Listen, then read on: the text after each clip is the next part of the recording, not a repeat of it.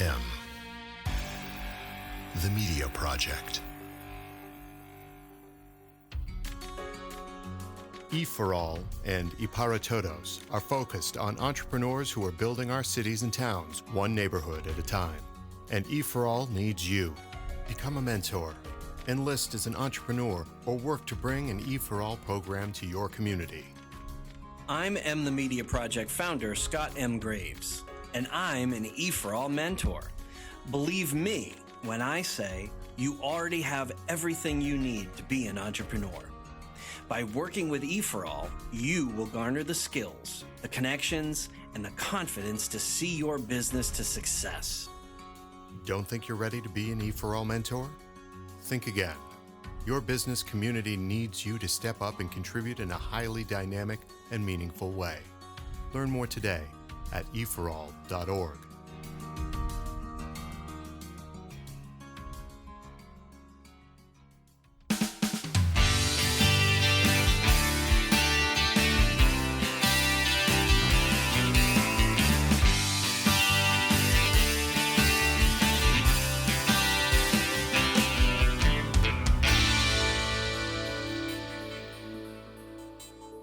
We recently hosted a women-centric business event at our headquarters called She Means Business. The event brought a who's who from our region together to assist women business leaders in garnering resources and the vital connections they need for achieving success.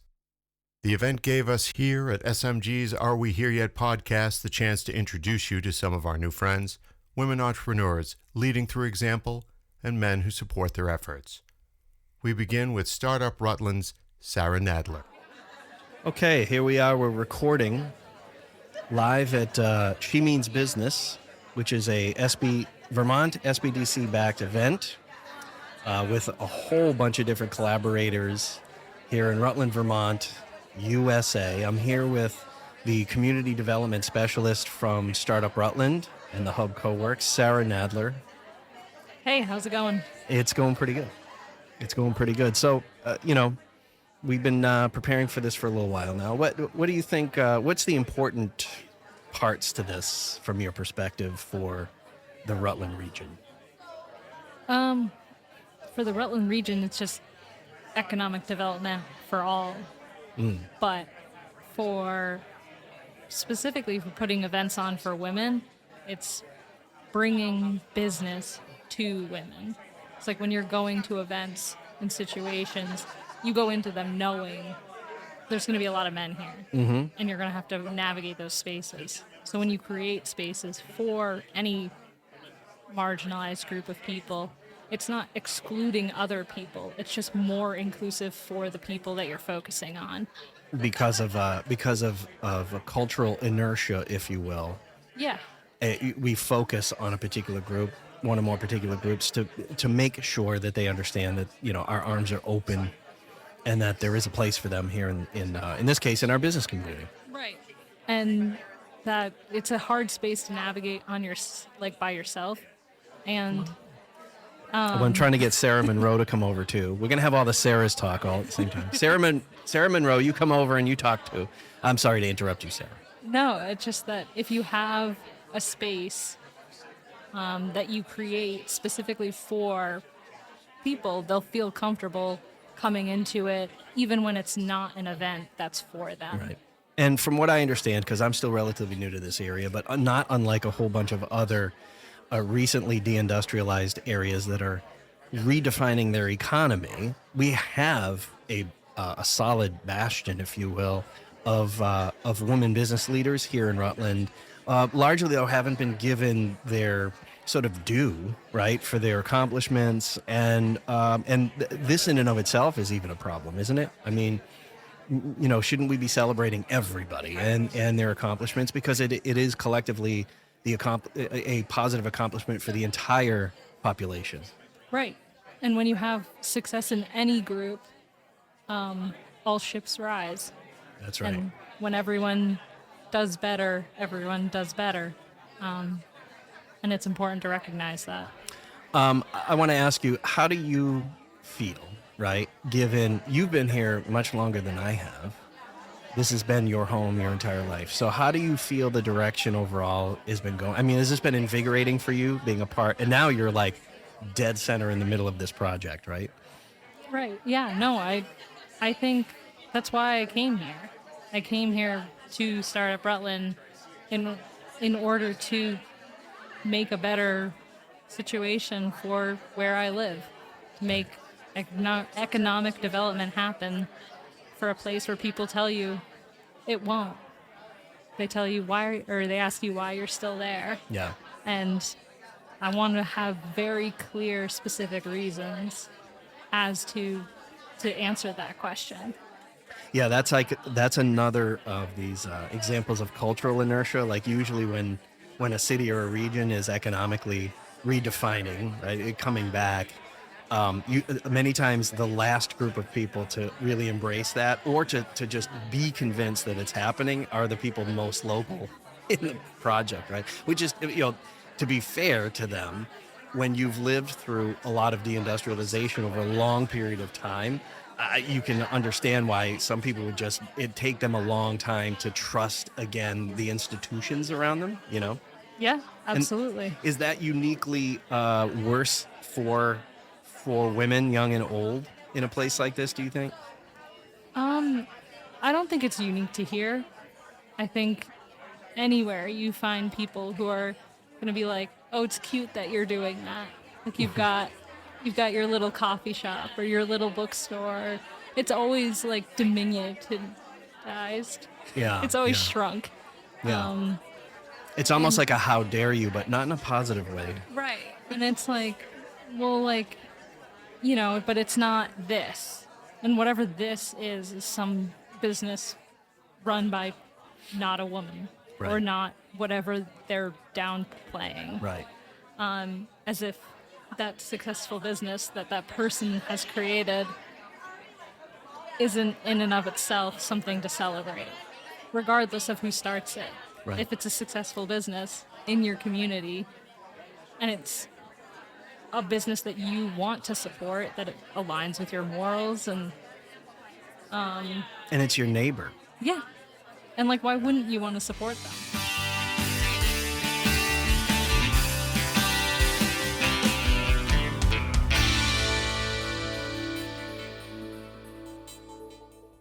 Lakia M. Batista Sanchez owns one of the newest businesses to grace downtown Rutland, our small city in central Vermont, nestled between the Green Mountains to our east and Taconic to our west. She spoke with us about the challenges of finding resources and the personal commitment needed to not stop until you have what you need for success.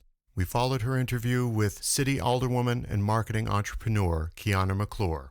Kiana is used to wearing many hats and comes from a family of entrepreneurs built of the true Vermont ethos for creativity, commitment, and flexibility needed for success. I'm here with my good friend, Lakia Batista Sanchez, relatively new entrepreneur here in Rutland, in downtown Rutland specifically, right by the Hub. Why don't you first mention the name of your enterprise? It is Euphoric Hair Experience. We braid hair and have barbers.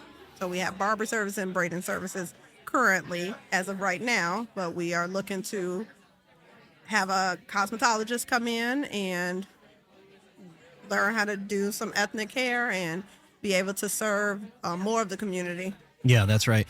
There are many reasons why this business is important, not least of which is it is your own enterprise, right? And as an entrepreneur, you want it to be successful. But there are many other reasons why this particular enterprise is important to this community. Describe some of those parameters for us. So this enterprise is particular to this community because it serves the BIPOC community, which is Black, Indigenous, people of color. And this is a very underserved community, and that's why it was so important for me to open up this space for the BIPOC community to allow us to have somewhere else, somewhere for us to have our hair done, because there's nowhere around for us to have that done. Yeah, I've heard before, because I'm relatively new to this area, but I've heard that it's as bad as, even if there might have been one place, it was like a barbershop. But first of all, there's not multiple ones, so people have a choice. But then on top of that, if you are an African-American woman, certain things you wanted to do with your hair. There just Correct. simply wasn't a place within an hour or two's drive of you.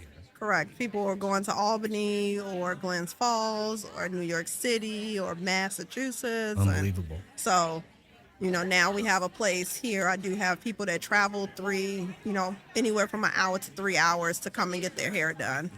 It struck me as I've thought about this over these months that we've gotten to know each other, that this is a stark example of access to financing, access to opportunity to open businesses. Yes. We have one of the highest concentrations of the BIPOC community here in Rutland City. And yet there was, a complete dearth of a vendor to provide this service. Correct. And so I'm just wondering if you have ideas about what that says about access to capital, access to the things that all of us need to get a small business off the ground. Yeah, it is very hard. It has been very hard starting everything and learning how to do get the working capital and even applying to different organizations for the finances for the business, the startup of the business, because this is unheard of. Vermont is not very informative of all of this, and being able to apply for the working capital for this, I'm limited because everybody's going by my personal finances and not by what is needed for the community. Right. Yeah, community banking, of course, regardless of community bankers' desire to bank locally, it's a highly regulated sector. Yes. Large-scale investment banking, of course, they can do whatever they want. Correct. No, Correct. that's probably oversimplifying, but that's the way it feels when you're at this level in your local neighborhood, in your local city. Yes. And you're right. I mean, the underwriting parameters exclude almost everybody. Correct. Yeah. Correct. This has been a learning process for me, and I'm still working on it. We've only been open since April 5th of 2023, and almost 2 months, and we're doing pretty good. But, it still needs, more. Yeah, of course. What are some of the things that you've learned early on in your first less than 60 days? A lot of women working in one place is bad. It's a learning process of coming up with rules and regulations and procedures and policies, and I didn't know what to do beforehand because I'm new to this. So, right. I'm learning as I go. All my staff members are learning as they go, and we're, doing this together. I always say we, and I never say I. Yeah. This is our, because I want this to be it's a joint. Being a part of that. Exactly. You are particularly good at communicating with people. That's what I've found over the last 5 months as I've been here. And, so in your case, you're not shy about asking about where the resources are. I watch you stand up in a crowd of about 300 people and say, okay, so how do you help me? How do I get this help? So not everybody is like that. Who are some of the organizations and the individuals that have helped you? And how, I guess what I'm asking is, give us a bit of a roadmap for others that might be listening and saying, what's my step-by-step? How do I access the right resources? Who do I talk to? And what do first, it has been the biggest help to work with and partner with the Vermont Small Business Center. Nancy Shuttleworth has been a rock star. Right. She has been awesome helping with guiding me through everything that I need to do, who I need to talk to, how I need to do it, and everything. And starting with her, she helped me, start with the roadmap. And then we started with Heritage Family Bank has been awesome with working with me, and Social Tinkering gave us a health equity grant, and that was awesome as well. Yeah. That helped a lot. Jeanette Langston and her friends at Social Tinkering, great program. Yeah. Also, the Rutland area NAACP, which started all of this, because if it wasn't for them asking me to coordinate the BIPOC hair clinics back in 2022, I wouldn't even be where I am right now. Yeah, cool. So it takes a village. It does. It definitely takes a village. Have you had a lot of the same issues that other small businesses, regardless of industry, are having right now? How hard was it to put a staff together? Because it's not easy hiring people. Not at all. It was not easy hiring people because I don't think people really understood what I was trying to do. It was hard to get the location because the landlord didn't understand what I was trying to do, and getting people to help find the staff, that was hard as well because they like, well, how many BIPOC people are really in Rutland? I'm like, actually, seriously? In the last 3 to 4 years, if people look around, it's been a huge increase. Oh yeah. And just me being open right now has shown that increase. So the website that I have, which is www.euphorichairexperiencevt.com, I get notifications of how many people view our webpage and how many people are booking on our webpage. And just, I think 2 weeks ago, I haven't looked at it again this week, but 2 weeks ago, over 10,000 people have viewed our website. Yep. And we get, Google also has links to it when people search our website and as well. You're able to track that. And I'm able to track all of that. And people have commented, we've been left reviews, and we encourage people to leave reviews because we want people, if you did have a bad experience, we want to be able to fix that. Yeah. I haven't had anybody have bad experience yet, but oh, it'll come. I know. I owned a music store for 6 years. It happens eventually. It will. And I want it, I want to know what it is. It gives you social media. It gives you the opportunity to have a dialogue and show, hey, they're trying to address these things and all that. Exactly. How important is it, do you think, for this economy, which we're all trying in our own way to redefine after years of disinvestment? This was in a former railroad town and so what have you. How important is it that we intentionally and purposely present ourselves to the rest of the world and to each other, that this is truly a place open for women, open for the BIPOC community, open across all gender spectrums? But how tie that to economics? How important is that to economics? It is very important, because if we don't start opening up everything to everybody, then we're showing, we're completely constricting what we need to do. We need to be open. Yes, my salon serves the BIPOC community, and we serve all genders. But it's important that everybody feels welcome in there. And I haven't had one person walk in and walk out that said they didn't feel at home. Even people just stopping by saying hi. They come in, hang out. Some people don't even get their hair done, just come in, hang out. Community. And the community, exactly. And that's what it is. It's a community space, and I want everybody to be able to come in and, but definitely we needed to make sure that the BIPOC community was addressed. Mm-hmm. I love it. Yeah. Akia, thank you for interviewing. Thank you.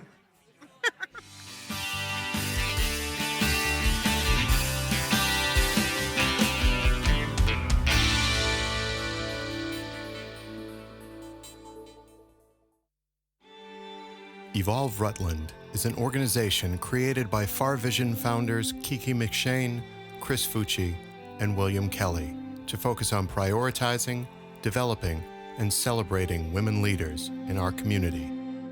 We believe that when women take leadership roles in communities, start and sustain businesses, and sit on professional boards of directors, the economy improves and communities change for the better. We advocate for fair treatment across the gender spectrum in all business scenarios, including equal compensation, family and medical leave, and equal opportunity for advancement. Evolve Rutland is continuously working to expand its footprint in the Rutland, Vermont region in order to advocate for, connect, and teach women and non-binary leaders, otherwise referred to as ACT. The funding for Evolve Rutland services has been through private investment of supporters in the community. Join the movement by making your tax-deductible donation and learn more on how you can get involved at farvisionconsulting.com/evolve-Rutland.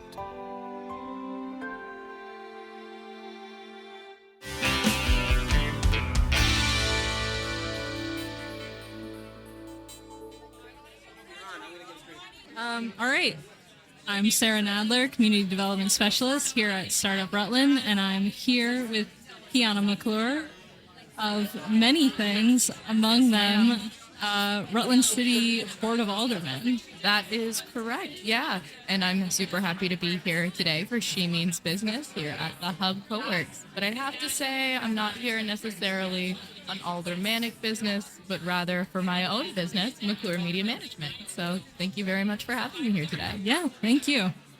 So I guess tell me a little bit about what you want to do with your business, who you'd like to target, or what stories you want to tell. Yeah. So I guess who I want to target is everybody who needs media work, so needs someone to run their socials, needs someone to design their commercials, needs somebody to figure out exactly how to reach their target demographics, and either doesn't want to do it or doesn't know how to do it by themselves. So I'm here to kind of bridge the gap between the Gen Z skill set and the everyday business needs. I really want to make sure I'm helping our people here who have owned businesses and have owned businesses for generations and help them be able to preserve that. Yeah. I love hearing that. One of the things that I've been saying is, since working here, is economic development is for all. Exactly. So that every little bit builds on every little bit. And so if you can, not that businesses aren't in the 21st century, but if you can bring them up to speed and get more eyeballs, more business, more sales, that's 100%. Huge. Exactly, yeah. When I was campaigning, somebody told me that it takes a voter 7 times to see your name before they remember to vote for you at the polls. And the same can be said for businesses. It takes 7 times for your customer to see your name and see your product and see how you are tied to it before you enter their brain as an, okay, I should put this in my Amazon cart. I should put this on my Etsy wish list. I should take a drive to downtown and park in the parking garage and walk through our beautiful historic downtown and visit all of these small local businesses that have been working so hard for years to support themselves. I just want to be a part of helping them reach those audiences. Yeah, I think that's huge. I think that fits perfectly with kind of the Startup Rutland brand of bringing businesses to life, and then also bringing kind of back to life other businesses that want to make sure no one disappears. More opportunities for more business. Definitely. And especially the businesses that have existed in our community for so long and the businesses that really need that additional extra, someone who has a great word of mouth, someone who has a great reputation locally, but they don't know how to use the Meta Business Suite. They don't know how to create these targeted YouTube ads that are running specifically for XYZ and not for ZYX. It's just so important to make sure that these people who are in our community and have been in our community and contributing to the economic development and growth of this community are on the same playing field as everyone else who's coming to the scene for the first time. Yeah. I think that makes a lot of sense. Awesome. I hope it does. Otherwise, my whole business model wouldn't work. Well, thank you for coming on. It was great speaking with you. Likewise.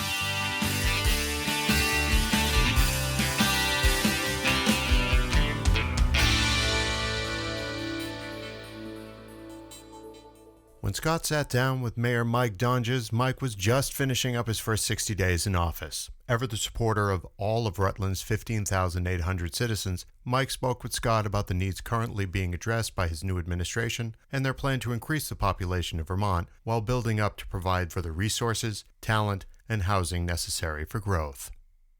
I'm here with Mayor Mike Donges, the still relatively new mayor of 60 the city days. of Rutland. 60 days is closing soon. Yeah. How has the first 60 days gone for you? Overwhelming would be an understatement. It's been great. There's so much to do, Scott. There's so much that we need to get done.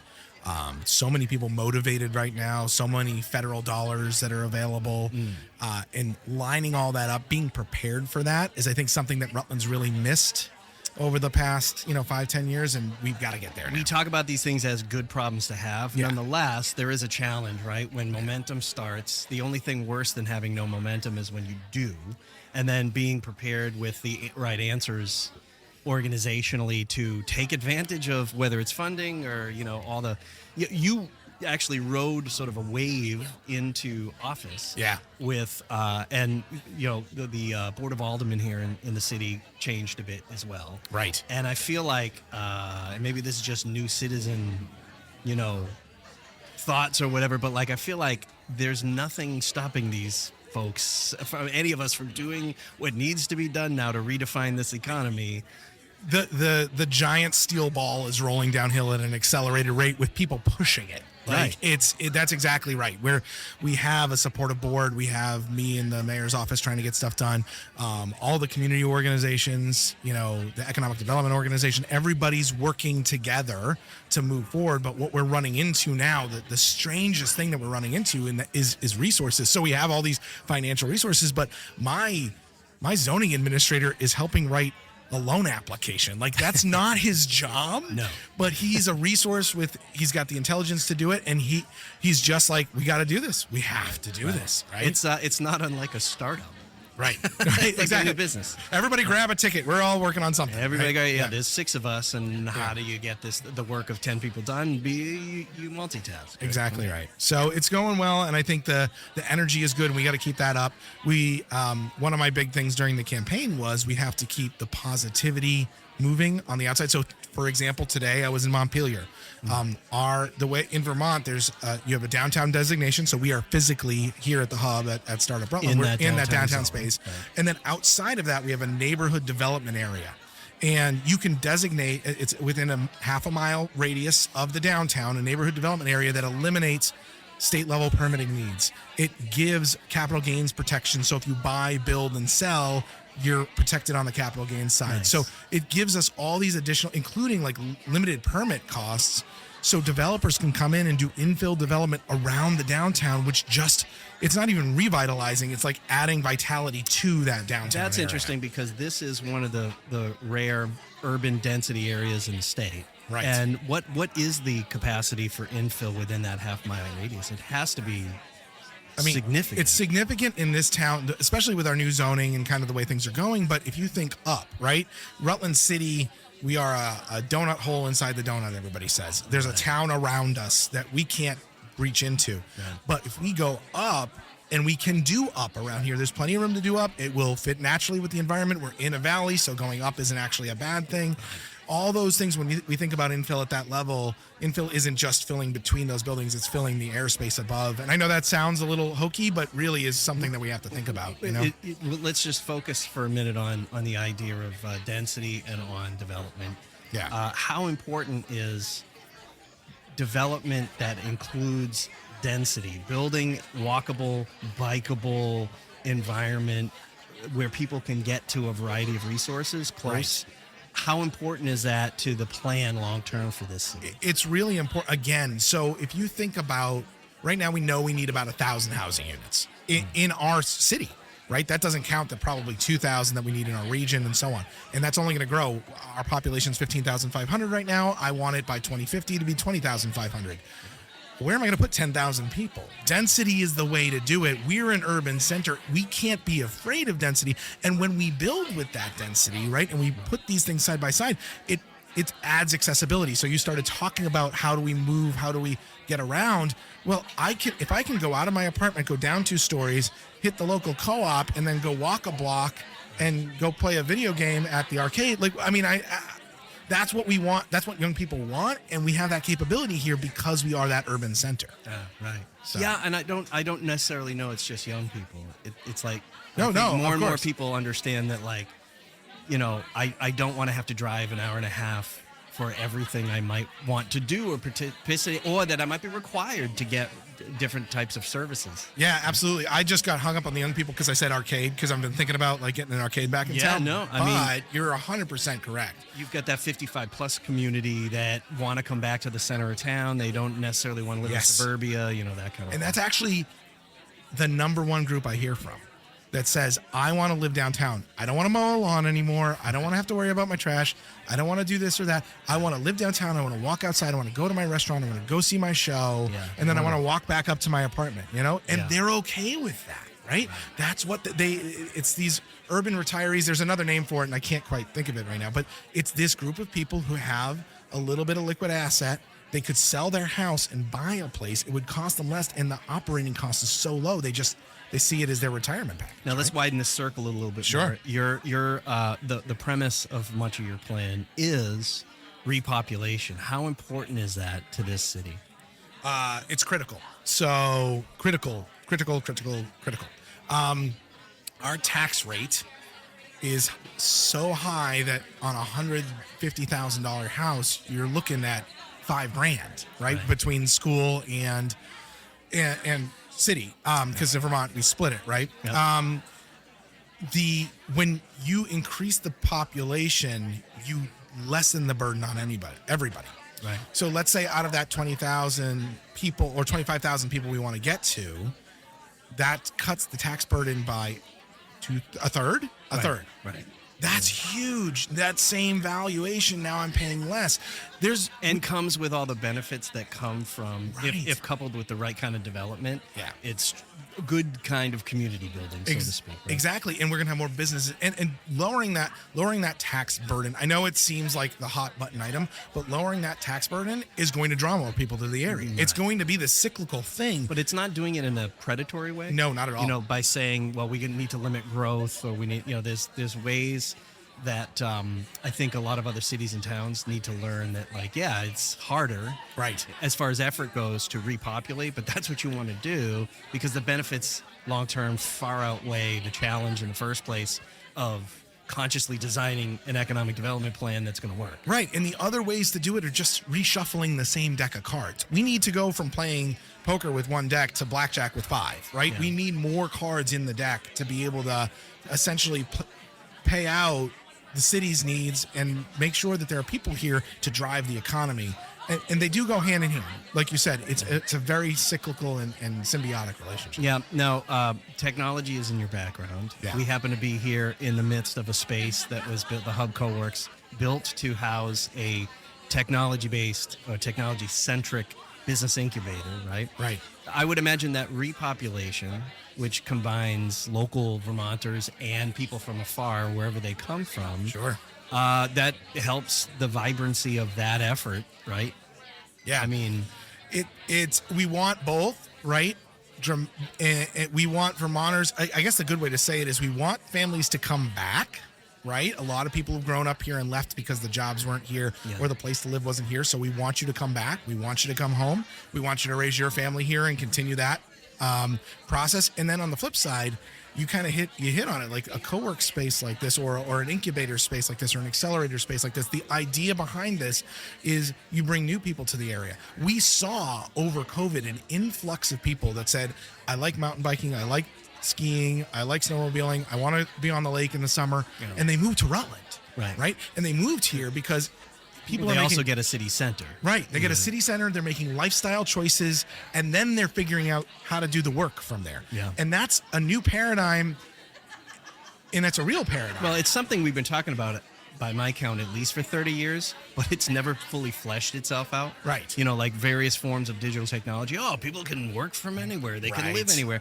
And we see pockets of that, but we haven't seen this mass sort of influx of momentum around that in a multiplicity of urban areas. Right. It's like the volcano that's constantly threatening to erupt. Finally, COVID caused it to that eruption of this movement towards hybrid work. And I think that we can capture that too. A pleasure to have you here talking with us. Thanks. You've been generous with your time. Yeah, it's fine. It's been fun. Love to have you on another time. Absolutely. Thanks, Scott. Appreciate it.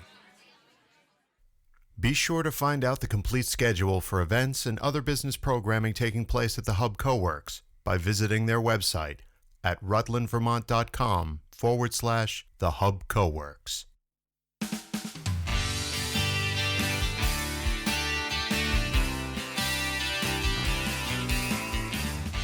SMG's Are We Here Yet podcast is a production of M the Media Project and SM Graves Associates. Learn more at smgravesassociates.com.